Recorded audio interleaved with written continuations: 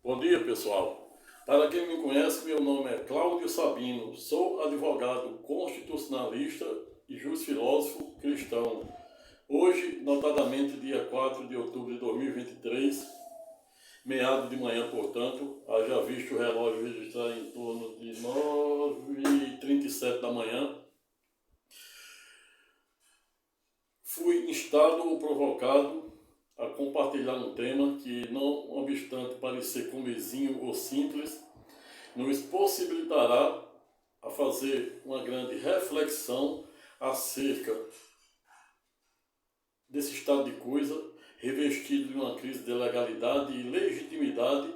onde as pessoas, os súditos, administrados e até mesmo os jurisdicionados, em tese, chegaram ao ponto de deixar de acreditar na rigidez das instituições democráticas de direito, notadamente quando não perdemos de vista, no ponto, o lamentável episódio ocorrido em 8 de janeiro com o atentado aos 3 poderes em Brasília, no qual o Procurador-Geral da República já fizera denúncia de expressivo mais de 1.400 pessoas e, por via reflexo, o Supremo iniciaram o julgamento dos 4 primeiros e o segundo bloco colocaram para ser julgado no plenário virtual. Segunda-feira, ou seja, anteontem, o ministro mais novo a saber, André Mendonça, na ocasião, fizeram um pedido de destaque, e para quem não sabe, o pedido de destaque serve exatamente para o ministro solicitar o deslocamento de determinado julgamento que estava marcado para ser pela via virtual, que em tese não existe sustentação oral. O que existe é que cada ministro do Supremo Tribunal Federal, que são 11 hoje, com quadro completo, o relator deposita seu voto, os demais ministros entram no sistema virtual de processo eletrônico, diz se acompanha ou não. Aquele que não acompanha, que abrir divergência, deve apresentar o voto de divergência. Os advogados, em contrapartida, não têm direito de fazer sustentação oral diretamente, como se faz no plenário físico. E esta foi a razão pela qual a OAB, Conselho Nacional da Ordem dos Advogados do Brasil, se posicionara contrário à submissão dos demais réus ao sistema virtual. Mas o fato é que, segunda-feira, o mais novo ministro da Corte, a saber, Sua Excelência André Mendonça, fizera um pedido de destaque exatamente para tentar levar os respectivos processos, até então pautados, para a sessão do plenário físico, ocasião em que permitirá aos colegas advogados fazerem, para além das devidas e legítimas sustentações orais, outro sim, por via reflexo, também possibilita os advogados pedir a palavra pela ordem, questões eminentemente processuais e de fato, e até mesmo esclarecer pontos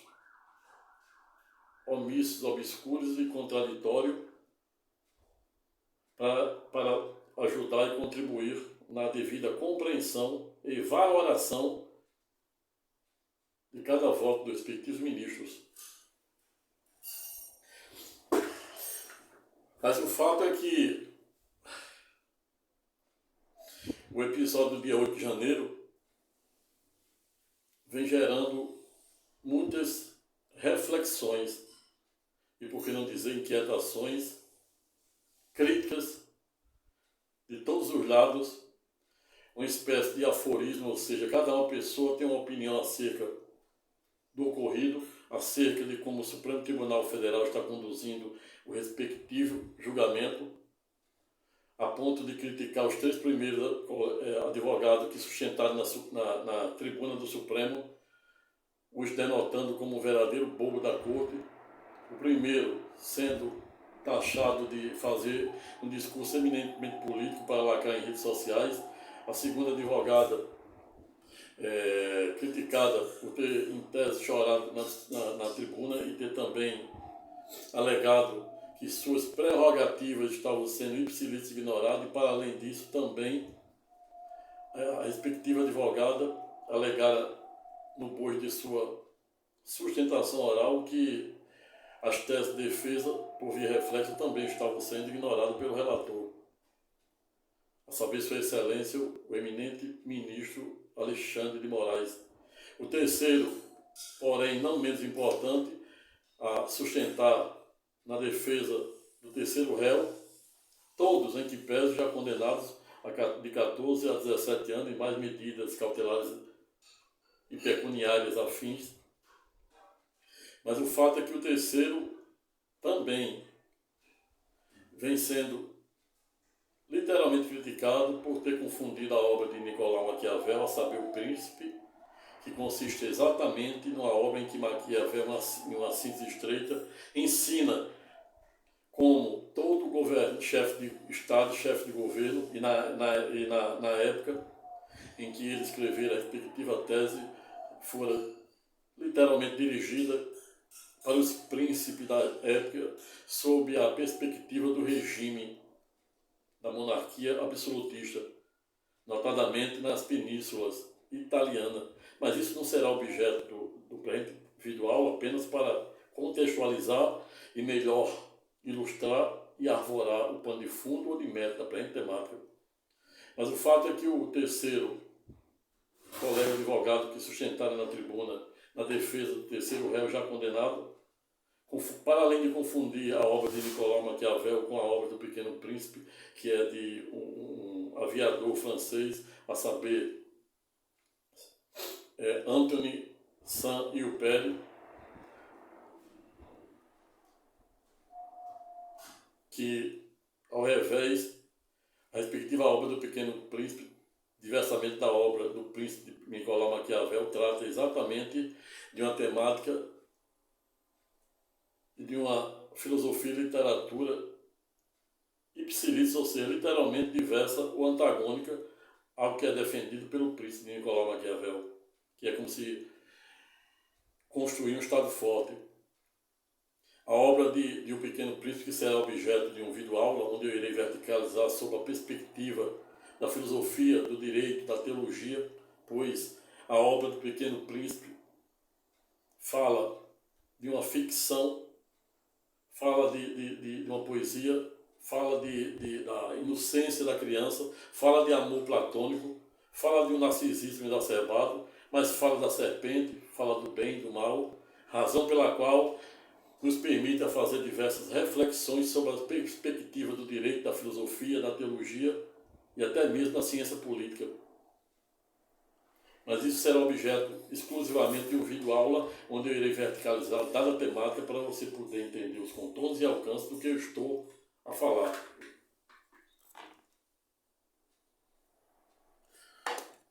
Dito isto, e para que o presente vídeo-aula não fique maior do que eu pretendo, convido os senhores e senhoras que chegaram até aqui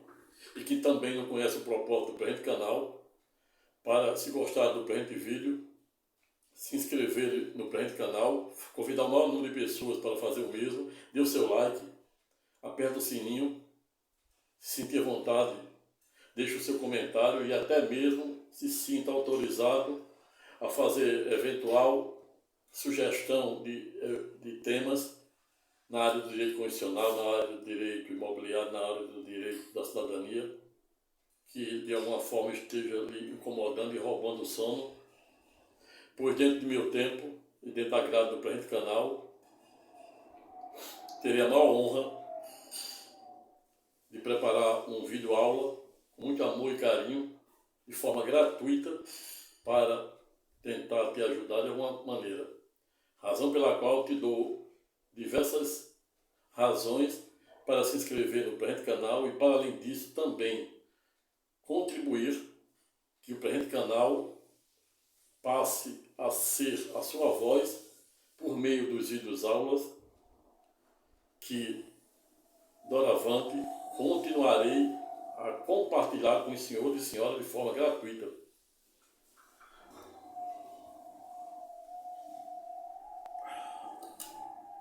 O fato é que não vem sendo tarefa fácil delimitarmos os verdadeiros contornos e alcance das mais diversas decisões judiciais, notadamente quando estamos a falar das decisões tomadas pelo Supremo Tribunal Federal, que, segundo Rui Barbosa, à época novidade em dizer ter a faculdade de errar por último, depois da decisão do Supremo recorrer apenas para Deus. Ainda bem que no presente canal, em que pese, existe uma terceira instância, a saber, o Tribunal de Cristo, onde podemos entregar, delegar e outorgar todas as nossas demandas de ordem física, material, mental e espiritual para o Todo-Poderoso. Pois nele eu creio e confio, e por via reflexa nele você deve crer e confiar.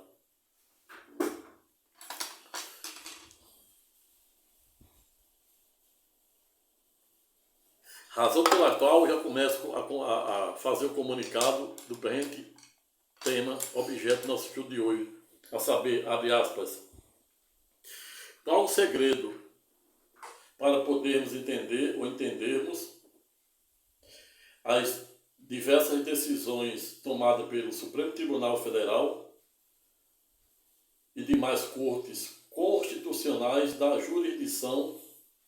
constitucional internacional, bem como a tomada, fecha aspas.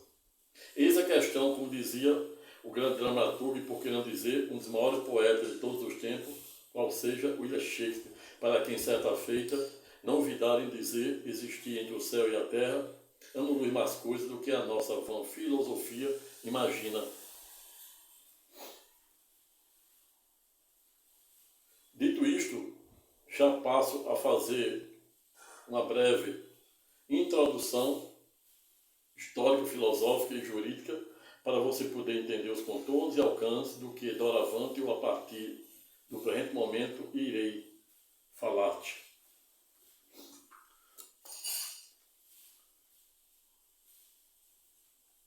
Quando digo que não vem sendo tarefa fácil delimitarmos os verdadeiros contornos e alcances das decisões tomadas nos últimos tempos pelo Supremo Tribunal Federal e demais cortes constitucionais, como dos Estados Unidos, da França, do Parlamento da Argentina, do Parlamento português, em especial há 2 meses pelo Parlamento de Israel, que não obstante ter conseguido sua independência ou ser reconhecido pela ONU como Estado soberano desde início de 1948, ao revés em que pese, até o presente momento, não se tem notícia de que Israel tenha aprovado a sua primeira Assembleia Nacional Constituinte com o objetivo de instituir ou criar sua primeira Constituição Federal. Razão pela qual já escrevi um vídeo sobre o ativismo judicial, dizendo que é muito difícil de falar ou falarmos acerca dos postulados da jurisdição constitucional, nacional e internacional, sem, contudo, no ponto, lembrar que se torna um paradoxo falar em controle de constitucionalidade em um país em que ainda não, até o presente momento em que pese, não for aprovada a sua primeira Constituição Federal escrita. E você deve estar me perguntando como é que Israel governa sem ter uma Constituição escrita, pelos hábitos, costumes, notadamente com base ainda na lei mosaica, pois grande parte, a maior parte da população de Israel são judeus, e hoje existe em torno de 13 milhões de judeus no mundo, cuja maioria reside exatamente no Estado de Israel. Mas o fato é que Israel faz o devido controle de constitucionalidade utilizando o clássico princípio da razoabilidade que será objeto do presente estudo, apesar de até o presente momento não ter uma Constituição literalmente escrita.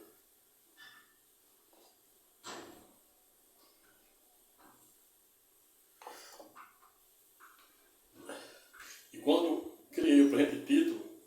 como entendemos as decisões do Supremo Tribunal Federal e demais decisões tomadas pelas cortes constitucionais da jurisdição internacional, bem como Israel, os Estados Unidos, França, Portugal, Argentina e etc., é exatamente porque isso não somente gera uma celeuma e um paradoxo, por que não dizer uma dicotomia para os operadores de direito, assim como eu e muitos outros advogados que não têm especialização na área de direito constitucional, como também, de pior sorte ainda, para a população que não tem formação jurídica. Ou seja, para muitos operadores de direito se torna difícil entender os contornos e o alcance de como o Supremo,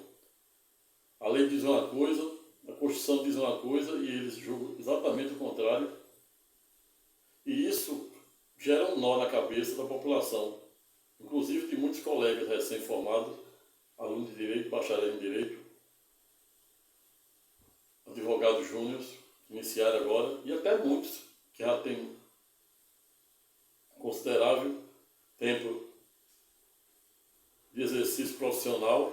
mas não conseguem entender os contornos e alcances de como a Constituição fala uma coisa e o Supremo diz outra. E aí apenas cito como exemplo a DPF 442, que já fora também objeto de um vídeo aula, onde a ex-ministra do Supremo Tribunal Federal, a saber, Sua Excelência Rosa Weber, aposentada semana passada, 75 anos, não olvidara em deixar prontinho o seu voto na ADPF 442, que trata exatamente da temática da descriminalização do aborto. E o voto dela foi exatamente para discriminar, ou seja, para dar parcial provimento ao pedido do PSOL, que era exatamente para permitir o aborto, julgar inconstitucional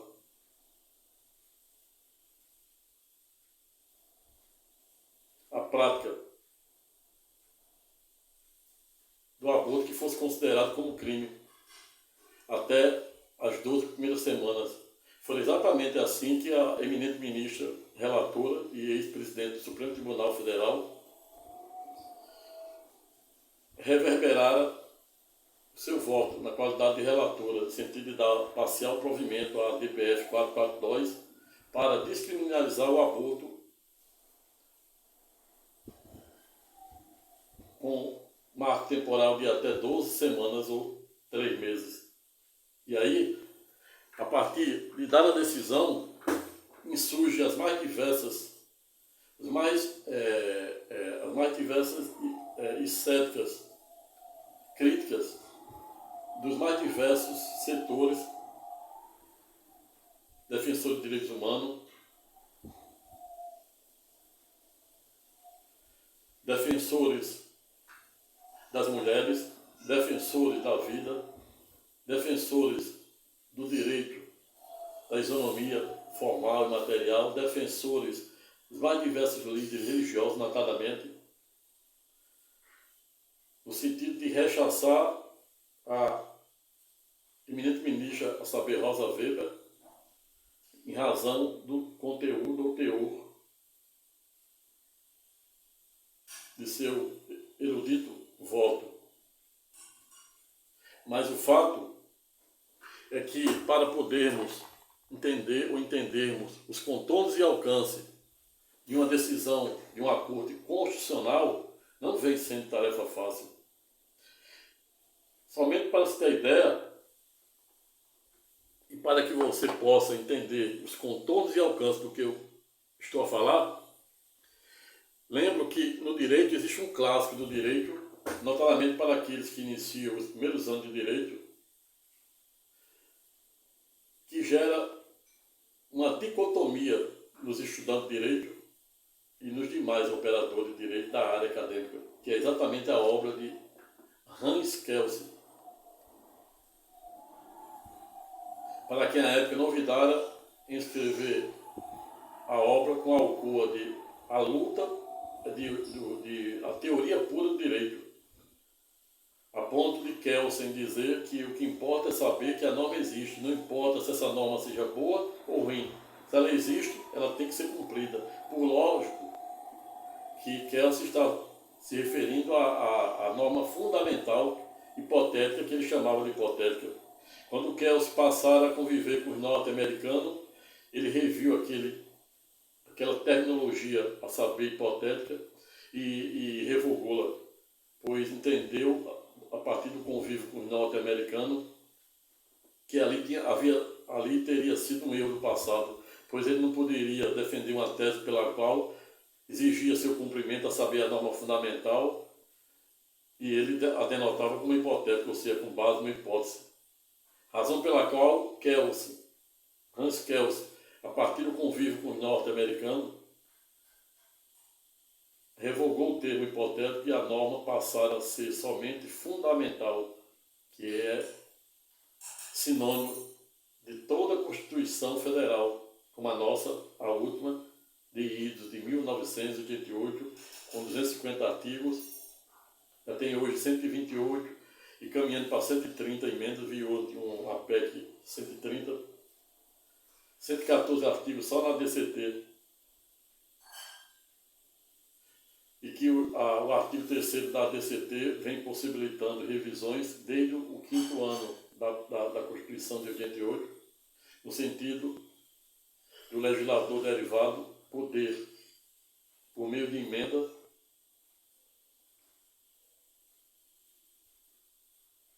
atualizar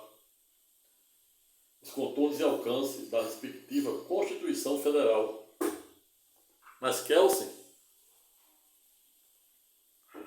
ficara não somente conhecido por defender a supremacia da Constituição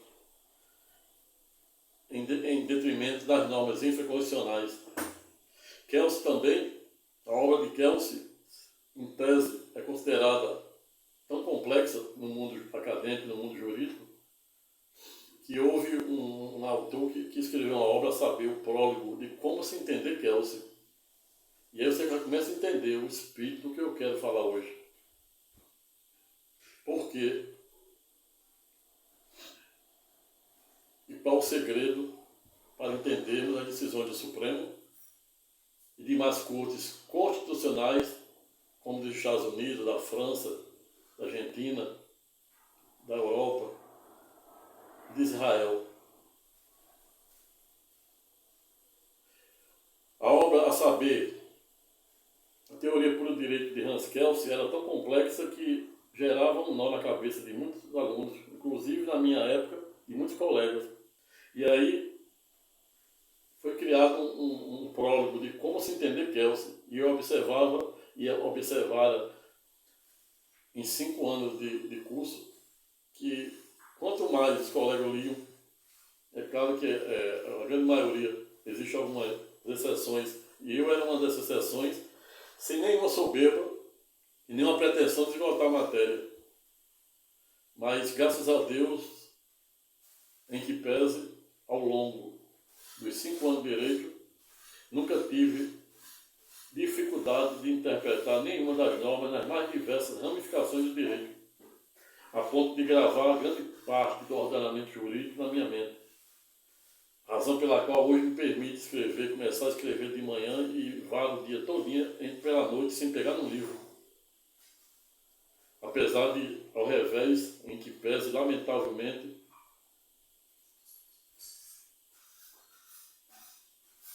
dadas as teses, com tamanha densidade, na maioria das vezes ser ipsilícitas, ou seja, ignorada pelos magistrados.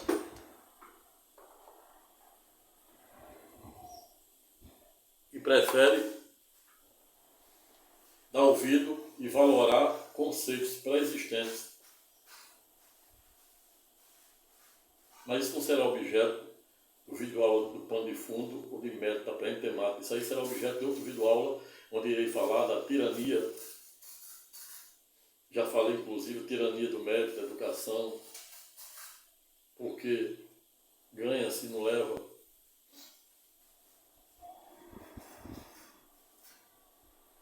Mas o fato é que o livro de Hans Kelsen, a saber, a teoria pelo direito, se revelar à época tão complexa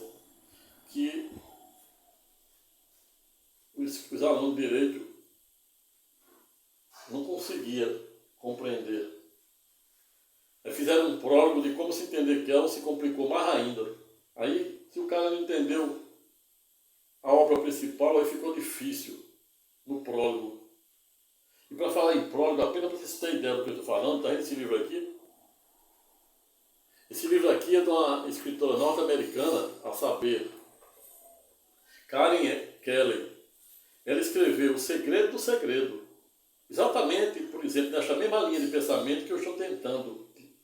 te ensinar. E como você entender a decisão do Supremo e demais cortes constitucionais da jurisdição constitucional internacional. Esse livro de Karen Keller, uma escritora norte-americana, ela escreveu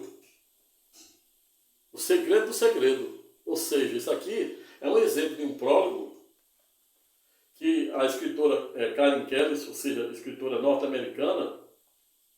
escreveu exatamente para provar e defender e até mesmo apontar o que existia de verdadeiro e falso no livro O Segredo. Karen Keller, recomendo a leitura, excelente. Apenas para ilustrar o que eu estou falando,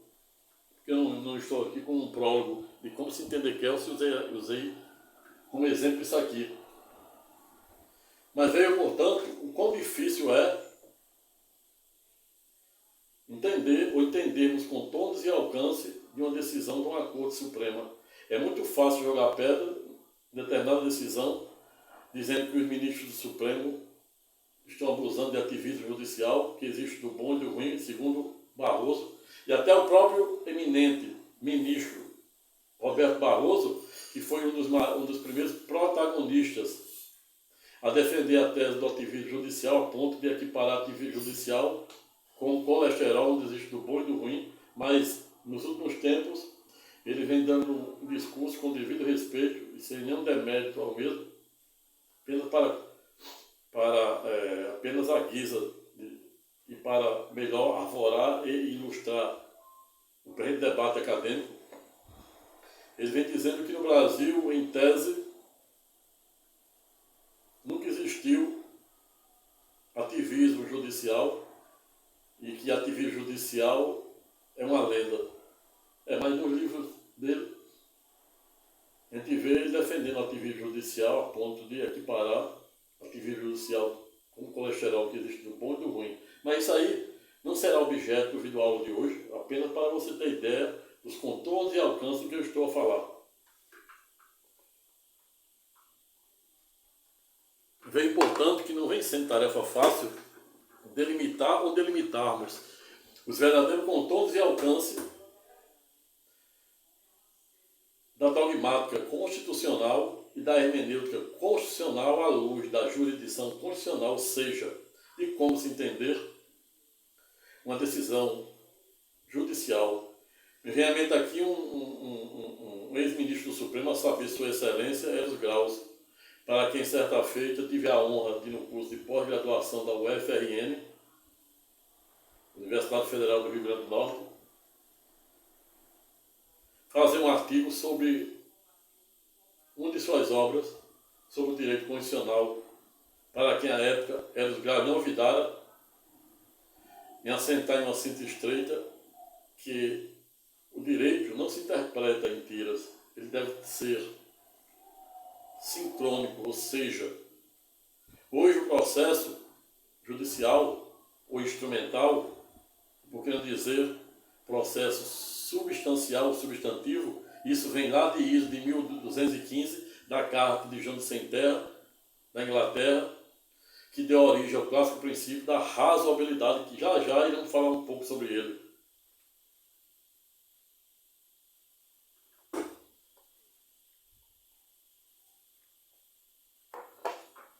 Mas o fato é que não vem sendo tarefa fácil, e não é tarefa fácil para o intérprete, para o exégese, para os juristas, em especial para os constitucionalistas, entender os contornos e alcance das decisões tomadas pelas mais diversas cortes constitucionais, assim como a nossa, o Supremo Tribunal Federal, que Rui Barbosa, certa feita, novidade em dizer ter a faculdade de errar por último. Jesus, certa feita, disse, em sede da parábola da cegueira espiritual, que os fariseus conseguiam enxergar uma trave, um argueiro que estava no olho de seu irmão, e não conseguiam enxergar a trave que estava atravessada nos seus olhos. Ou seja, Jesus estava falando da cegueira espiritual. E este exemplo também podemos trazer para o presente debate. Jesus também, em uma das suas 7 palavras ditas na cruz, no momento em que ele derramara as 6 gotas de sangue, porque a primeira foi no jardim Getsêmani, onde ele orara por 3 vezes e deixara Pedro, Simão, Tiago e João de vigia. Todas as vezes que Jesus voltara, pegara os vigias dormindo. Você imagina aí, como Jesus estava no mato sem cachorro, com o devido respeito e a devida licença poética.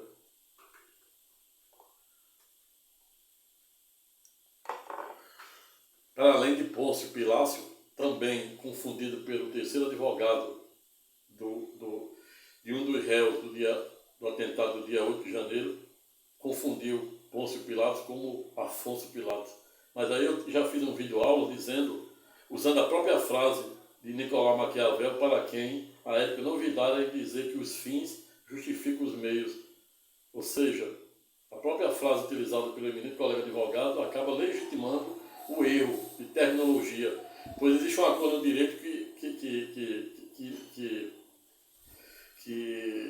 defende que o que importa não é o nome juiz, e sim o verdadeiro espírito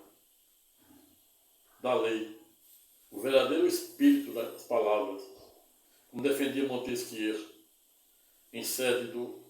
de sua transcendental obra Saber o Espírito das Leis, a ponto de dizer que quando fores a um país, não se preocupe em saber se as leis de lá são boas ou ruins, e se são cumpridas. Nós temos uma Constituição com expressivo 35 anos já,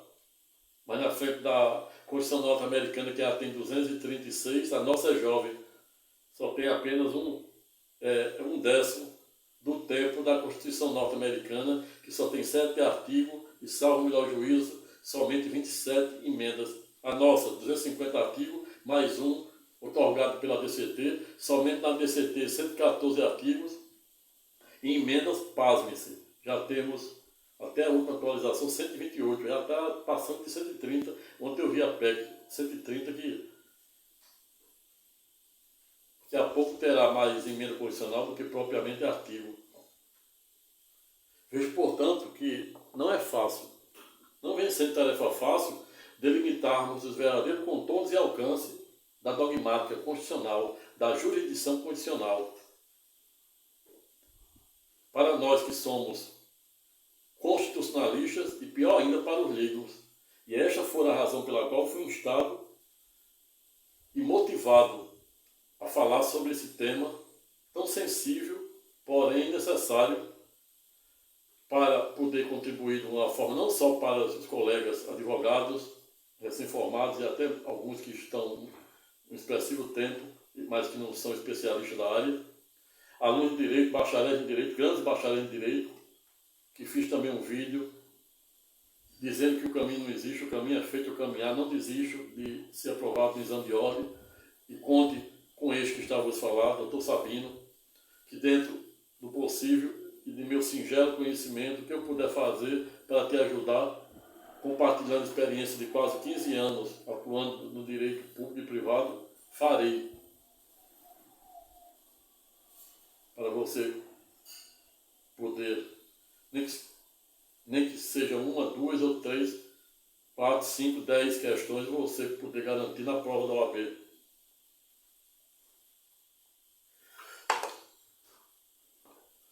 Vejo, portanto, que não vem sendo tarefa fácil, e não é tarefa fácil, delimitarmos contornos e alcance do verdadeiro espírito das leis.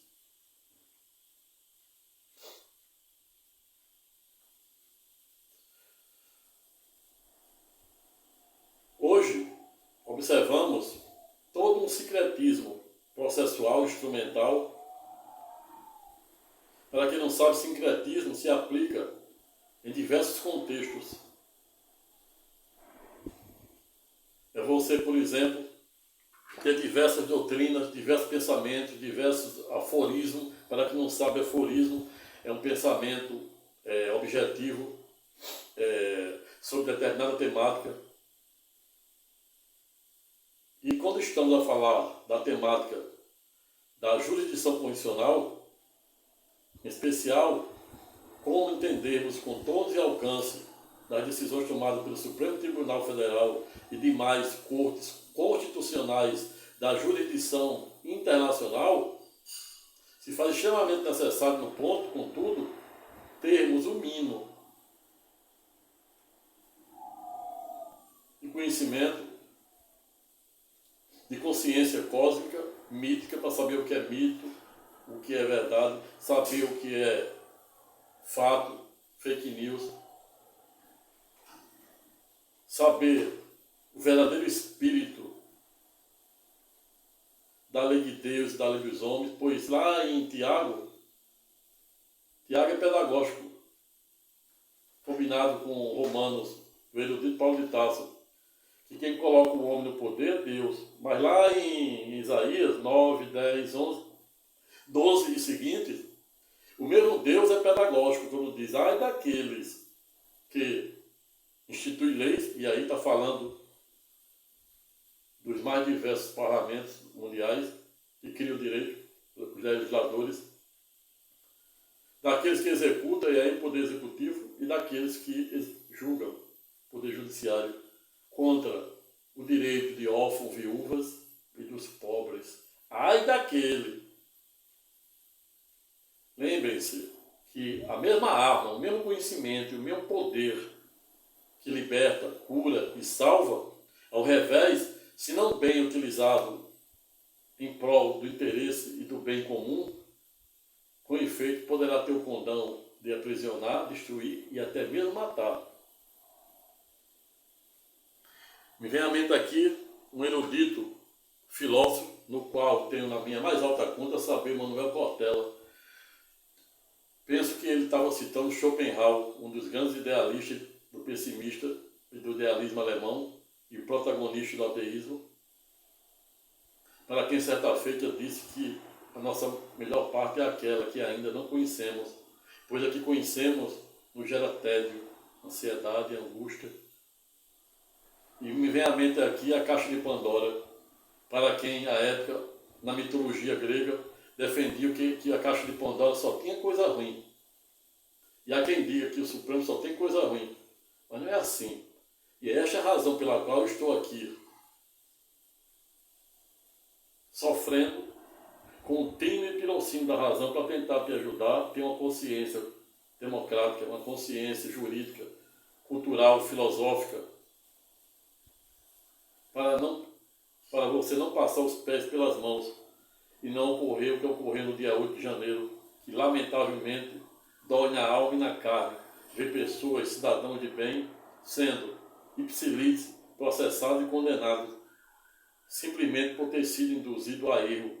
que é a falsa compreensão da realidade. Não estou aqui para tomar partido de A, B, C, tampouco para defender nem A, B, C, nem o Supremo, nem o político, até porque não tenho procuração de nenhum para tanto, mas apenas contribuir para o debate filosófico, acadêmico, teológico.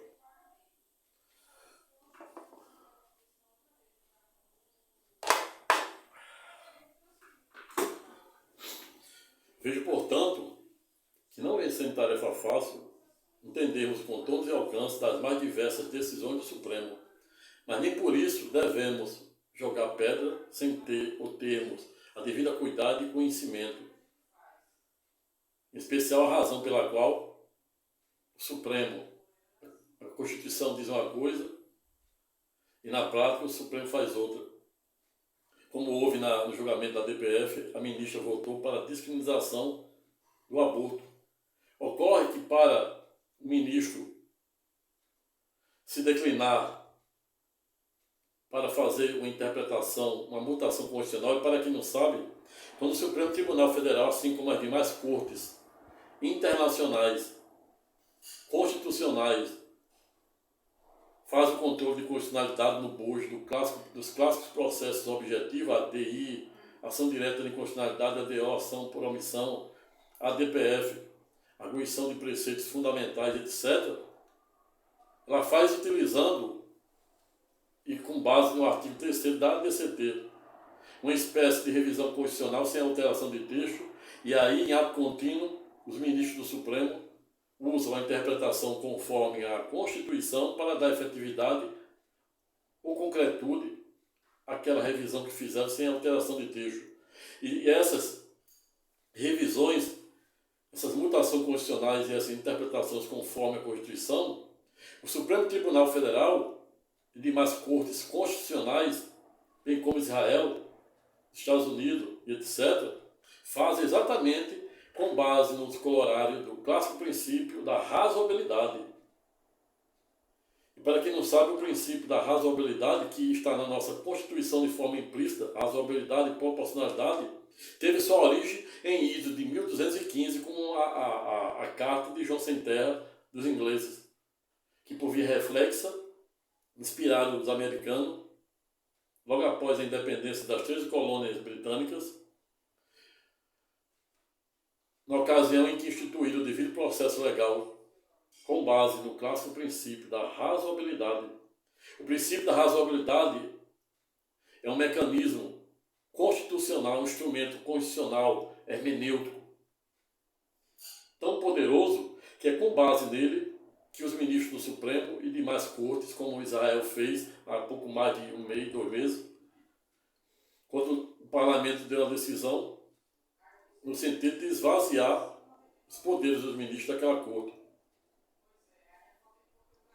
E aí, o parlamento usou exatamente, não obstante não existir uma Constituição Federal escrita, fizeram com base no clássico princípio da razoabilidade, que é um princípio que permite o intérprete, o jurista, da hermenêutica constitucional, em certa jurisdição constitucional, criar fontes inesgotáveis de interpretação, fazendo a devida ponderação e subsunção dos fatos ao contexto social, cultural, histórico e econômico. E foram exatamente com base nessas balizas, com base nesses postulados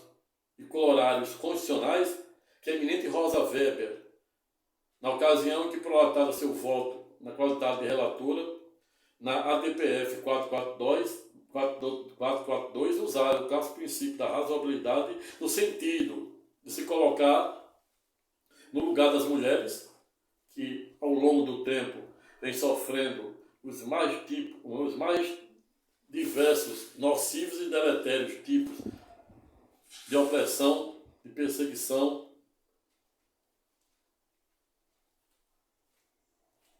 de segregação,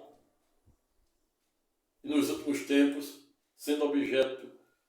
de crimes contra a honra e contra a própria vida pelos próprios companheiros, que também foi objeto de outra decisão do Supremo, usando esse mesmo princípio da razoabilidade,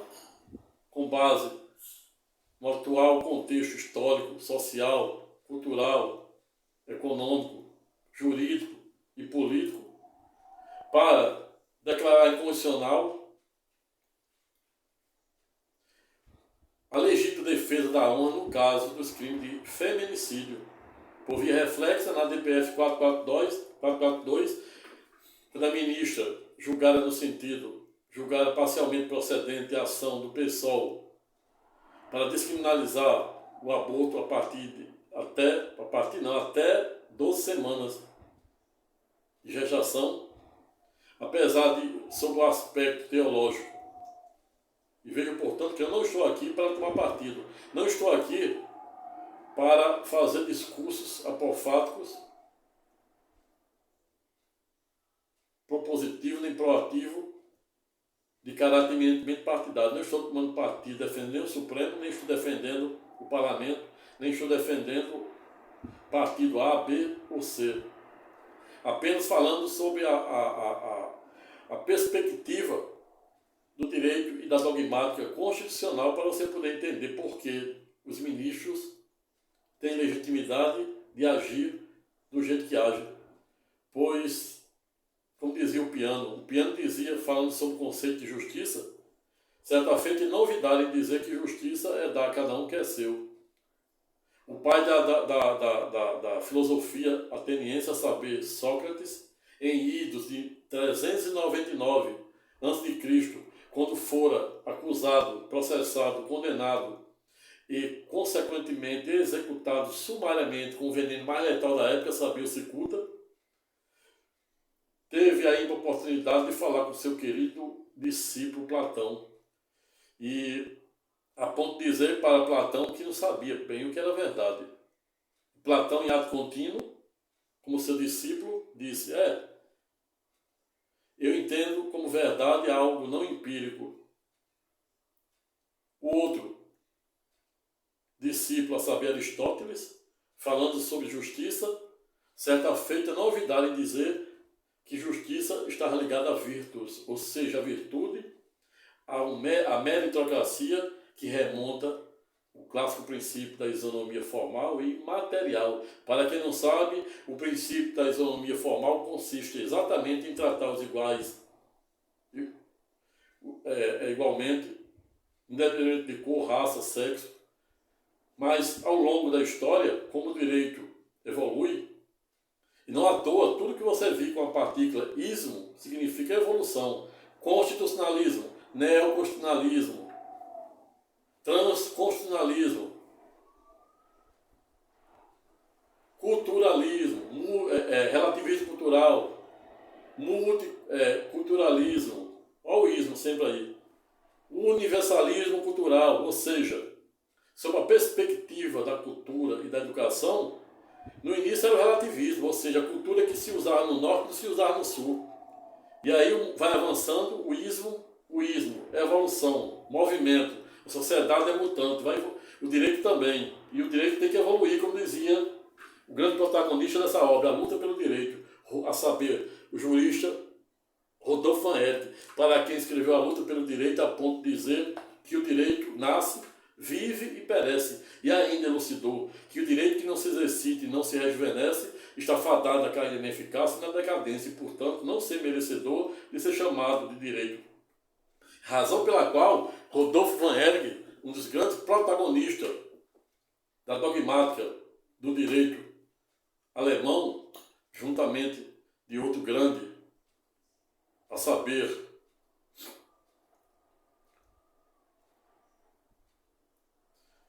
um dos maiores,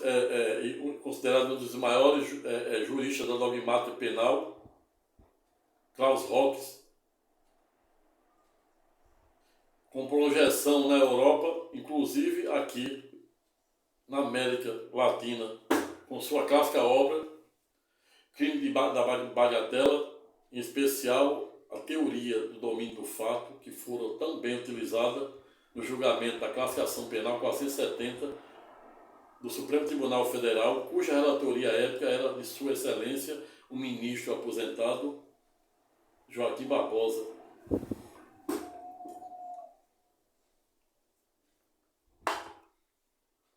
Vejo, portanto, que não vem sendo tarefa fácil delimitarmos os verdadeiros contornos e alcance da dogmática constitucional em sede da jurisdição constitucional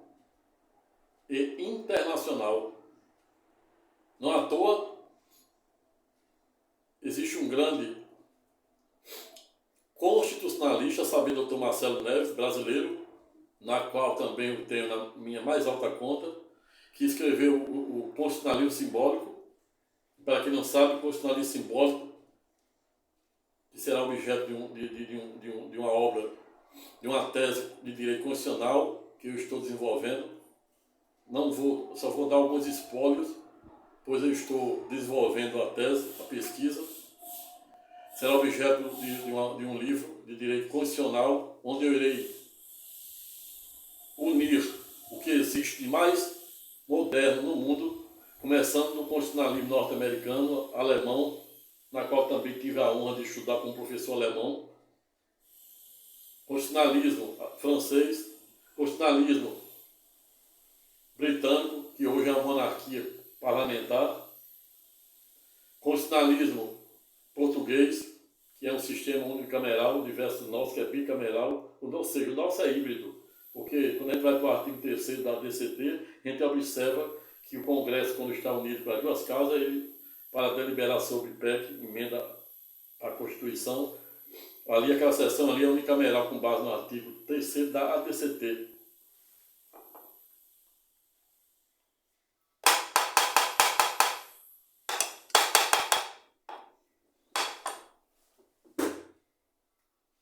Veio, portanto, que não vem sendo fácil delimitar os verdadeiros contornos e alcance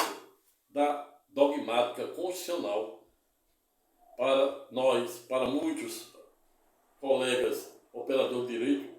e pior ainda, para aqueles que são leigos ou não são da área jurídica. E esta foi exatamente a razão pela qual, no dia de hoje, fui instado e motivado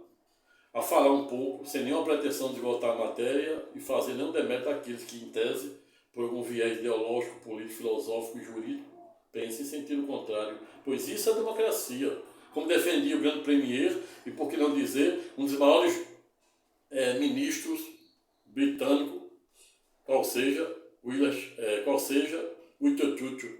quando discursara na Casa dos Comuns de Idos de 1947, que é o Parlamento Britânico.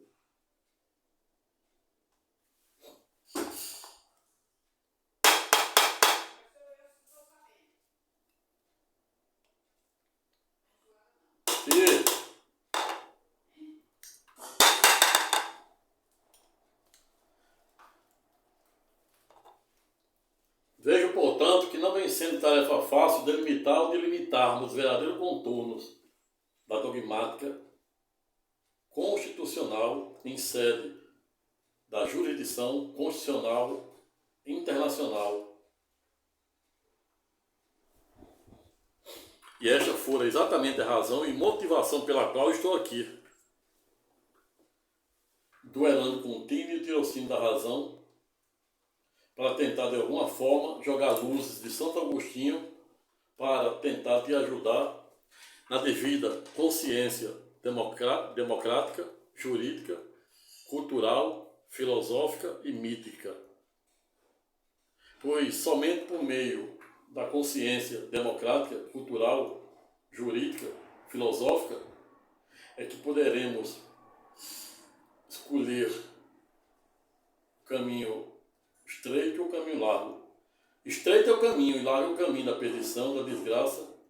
cujo pecado, o vício e a ignorância são, sob o aspecto filosófico, o seu maior arqueiro.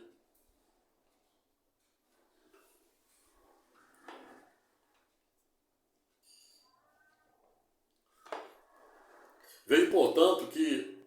quando o Supremo Tribunal Federal, assim como as demais cortes constitucionais da jurisdição internacional, fazem uma mutação constitucional sem alteração de texto, no caso do Brasil, com base no artigo 3º da ADCT. No caso de Israel, há 2 meses, utilizaram apenas o princípio da razoabilidade, dado o princípio em que pese, teve origem com base na Carta de João Sem Terra de Isos de 1215, que por via reflexo também culminara com o advento dos postulados do devido processo legal de forma substancial ou substantiva. E hoje, quando a gente vê falar em sede do devido processo legal,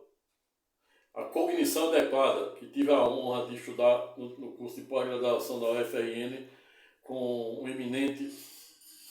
constitucionalista, saber, Dr. Ricardo Tinoco, para quem o tenho na minha mais alta conta, magistrado de proa. Mas Dr. Ricardo Tinoco, no alto de sua infinita grandeza literária, filosófica e jurídica, à época novidade em defender na sua tese de doutorado, abre aspas, cognição adequada, fecha aspas. E isso me chamou muita atenção na época, porque é mais comum falar de cognição adequada quem está do outro lado da banca, ou seja, nós advogados. E ele um jurista, e ele um advogado, e ele um magistrado,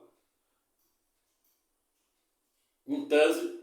impressionaram muito a comunidade acadêmica com dado tema, exatamente porque é mais comum defender a perspectiva temática quem está do outro lado da banca, saber os advogados, procuradores, Ministério Público, etc. Mas a tese da cognição adequada defende exatamente que antes de um juiz tomar determinada decisão, antes dele entrar na liberdade, na honra, no patrimônio das pessoas, ele deve ter o máximo de conhecimento. E aí o nome cognição. Cognição é sinônimo de conhecimento. Não à toa o processo, os processos de conhecimento, ele é revestido pela fase cognitiva, ou seja, o juiz de primeiro grau, de piso ou monocrático, ele deve buscar o máximo de conformação, o autor entra com a ação, abre prazo para o réu, aí antes de contestar, de iniciar o prazo, já é aprazada a audiência de conciliação, depois produção de provas, aí decisão saneatória, saneamento objetivo, subjetivo, perícias, tem que haver todo um secretismo processual para não ter nulidade com base no artigo 9 e 10 do novo CPC, apesar de que na prática não ser bem assim, mas também não será objeto do presente estudo, que já falei em outros vídeos.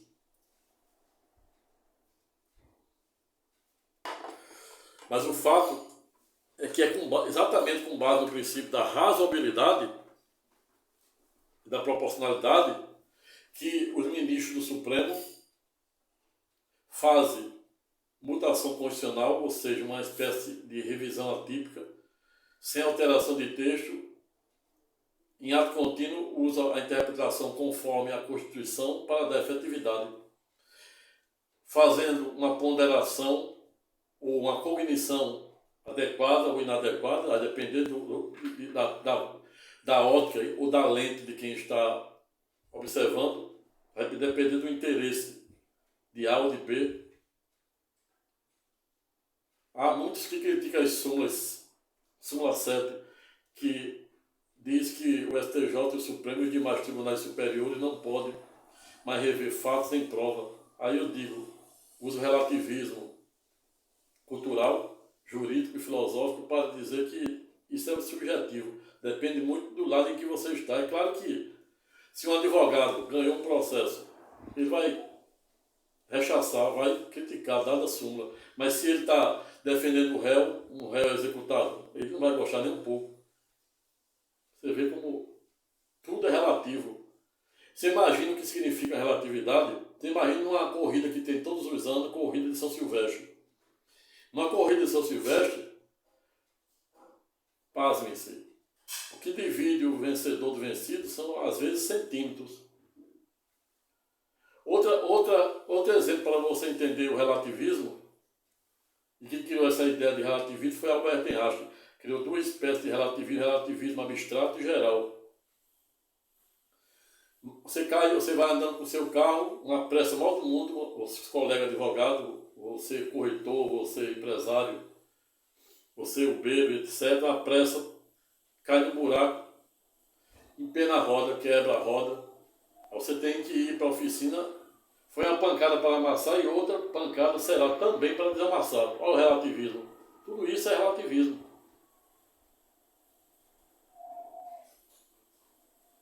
Então,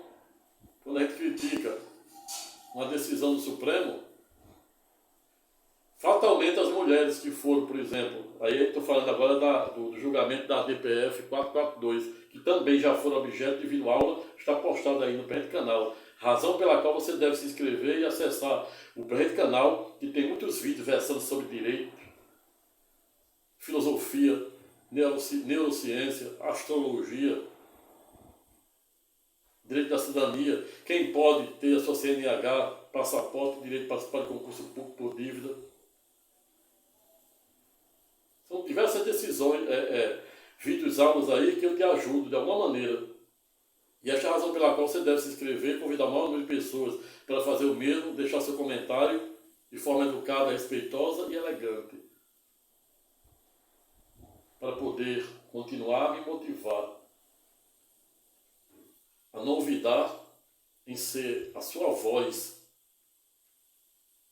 na defesa do devido exercício da cidadania.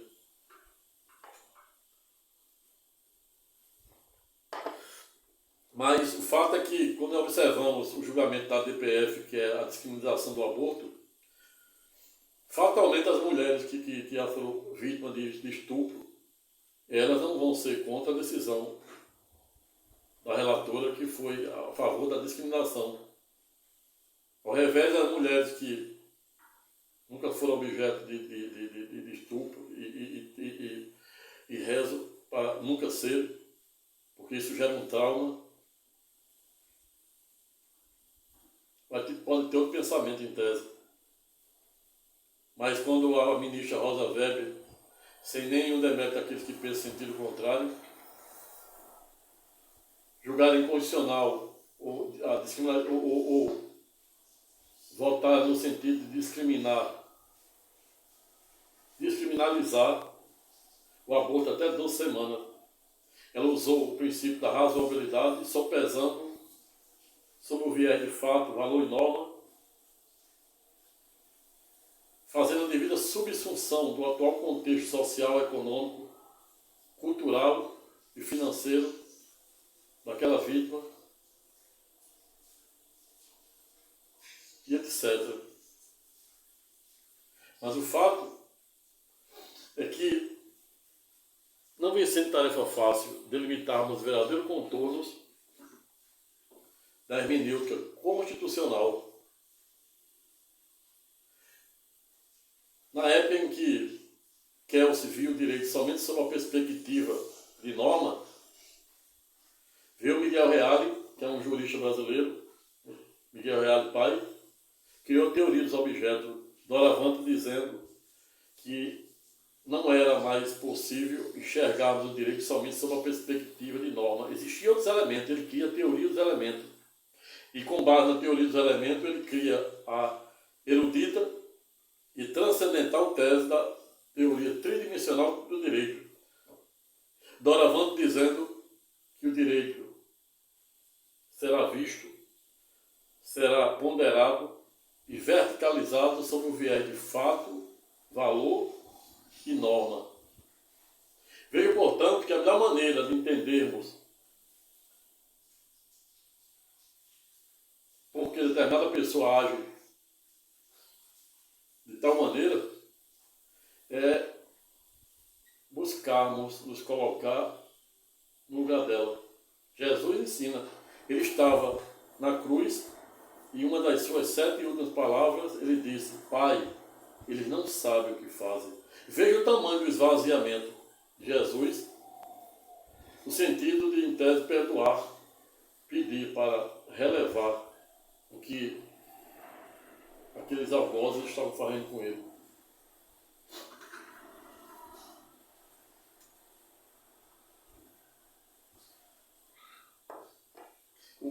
O fato é que temos que ver até que ponto os fins justificam os meios. Até que ponto os fins justificam os meios, como defendia Nicolau Maquiavel. Isso é muito relativo, muito subjetivo. Vai depender do lado da banca, do interesse em que você está a defender.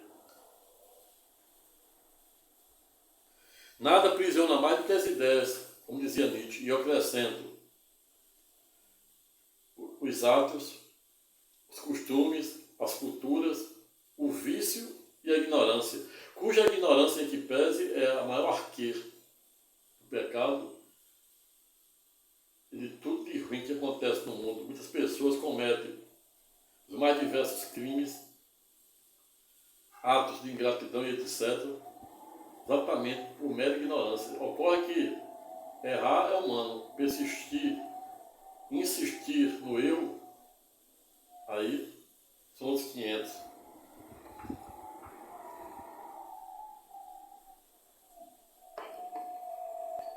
Vejo, portanto, quando Rodolfo Van Hering, em início de 1872, escrevera a respectiva obra, a saber, a luta pelo direito, a ponto de dizer que o direito nasce, vive e perece, e ainda elucidou que o direito que não se rejuvenesce, o direito que não se exercita e não se rejuvenesce, está fadado a cair na ineficácia e na decadência, e, portanto, não ser merecedor de ser chamado direito. Razão pela qual concluo o presente estudo temático no sentido de dizer que antes de jogarmos a pedra no Supremo, antes de jogarmos pedra em determinada decisão judicial, se ela de primeiro, segundo, terceiro, no caso do STJ, e até de quarto grau, ou seja, do Supremo Tribunal Federal, tenhamos que ter, ou termos,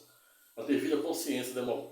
cultural, jurídica, filosófica, mítica, para saber o que é fato e o que é fake news, para saber o que é mito, o que é verdade, e não à toa, essa autora norte-americana, saber, Karen Kelly, escreveu O Segredo do Segredo, exatamente para desvendar tudo que há de verdade e de falso no segredo, que é exatamente aquele livro, O Segredo, cujo filme fora protagonizado pelo autor Tom Hanks,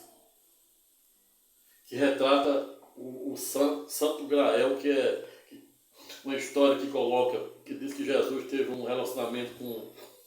Maria Madalena, também coloca Maria Madalena como a primeira discípula, mas isso aí será objeto de um vídeo aula, onde eu irei verticalizar bem direitinho para você entender os contornos e alcances do que significa o Código da Vinci, o Segredo do Segredo, o Santo Grael, que é uma viagem. E segundo o Código da Vinci, que foi transformado em vídeo, apesar de a crítica não ter aprovado muito, houve muitas pontas soltas, o roteiro não ficou muito coeso, mas coloca,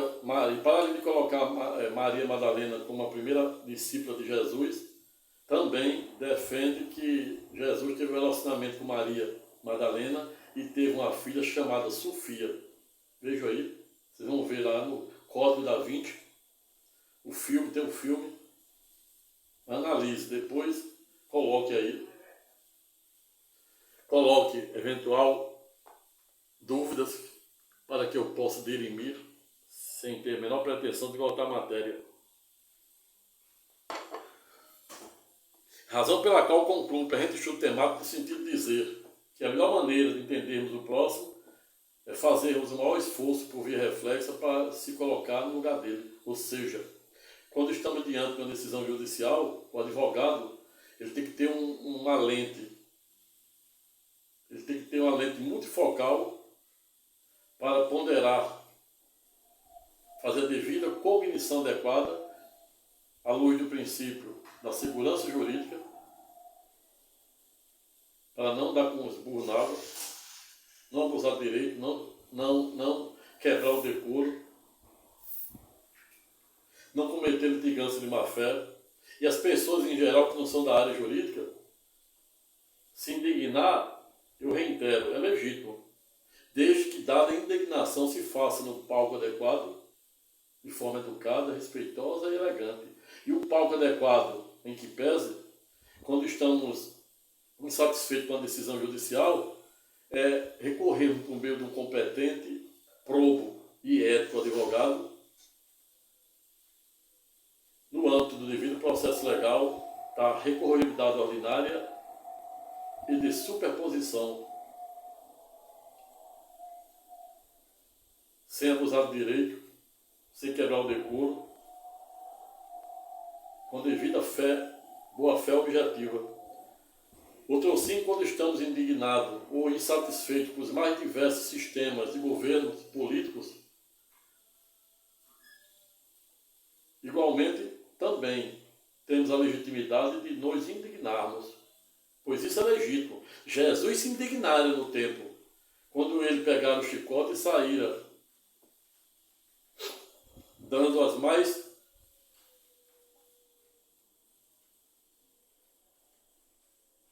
necessárias reprimendas para os fariseus que estavam blasfemando com o templo do Senhor.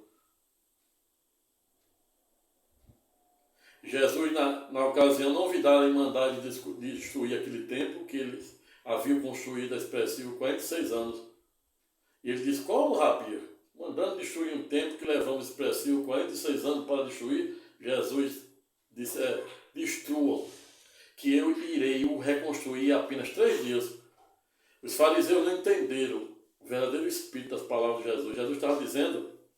ele não estava dizendo que iria reconstruir aquele templo de tijolo, de concreto, e sim por meio do seu próprio corpo. Razão pela qual, com base na crucificação de Jesus e ulterior ressurreição no 3º dia, o altar do Todo-Poderoso foi erguido por meio do corpo de Cristo Jesus e o derramamento das 7 gotas de seu sangue, a primeira no jardim de Getsêmani e as 6 últimas na cruz. E mesmo ele estando naquele estado, se fazendo maldito para nos fazer bendito, para ser o nosso Redentor e sumo sacerdócio na ordem de Melquisedeque, à época não olvidara em se esvaziar mais uma vez e dizer: Pai, ele não sabe o que fazem.